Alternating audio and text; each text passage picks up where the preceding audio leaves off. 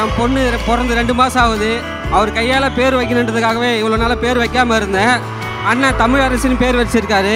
ரொம்ப நன்றி. அண்ணனுடைய வாத்துக்கு என் பொண்ணு 100 ஆண்டு வாழும். அதே மாதிரி அண்ணன் அடுத்து 2026 தமிழக முதல்வராக பொறுப்பை ஏற்பார். அது கடுமையாக நம்ம உழைக்க வேண்டும். நன்றி.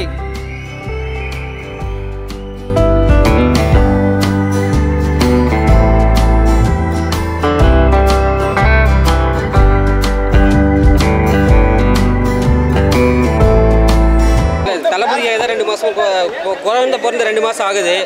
தளபதியை பார்த்து பேர் வைக்கணும் ஒரு ஆசை.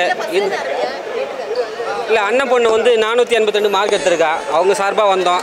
குழந்தை பிறந்த 2 மாதம் ஆகுது. அவர் பேர் வைக்க தான் வெயிட் பண்ணிட்டு இருந்தேன். அவர் டேரெக்டாக அப்பாயின்மெண்ட் கேட்டார் 2 3 டைமு. என்னால் பார்க்க முடியல. ஆனால் இந்த வாய்ப்பை யூஸ் பண்ணி அண்ணன் கையால் என் பொண்ணுக்கு தமிழரசின்ற பேர் வச்சுருக்காரு. நன்றி.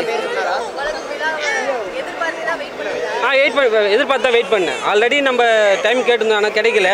இந்த விழா மூலிமா பேர் வைக்கலான்னு ஒரு ஆப்பர்ச்சுனிட்டி கிடைச்சிது. அது மூலிமா வச்சுட்டேன். வேறு எதுவும் பேசலை. இது தவிர வேறு எதுவும் பேசலை. மேற்கொண்டு வந்து அடுத்த வேறு தலைமுறைக்கு இதே மாதிரி ஊக்குவிக்கணும்னு சொல்லியிருக்கோம். ரெகுலராக நான் பண்ணுறேன்னு சொல்லியிருக்காரு. தமிழரசி ஹாப்பி. அவரே என்ன 3 பேர் செலக்ட் பண்ண சொன்னார்.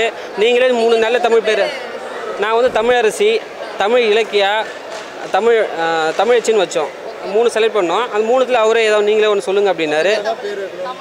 தமிழை தான் வைக்கணும்னு சொன்னோம். அதனால் அவர் தமிழரசின்னு வச்சார். வேறு எதுவும் சொல்லலை. நன்றி. வேறு எதுவும் சொல்லலை. பொண்ணை திரும்ப மேற்கொண்டு நல்லா படிக்க வைங்க, சப்போர்ட் பண்ணுறேன்னாரு.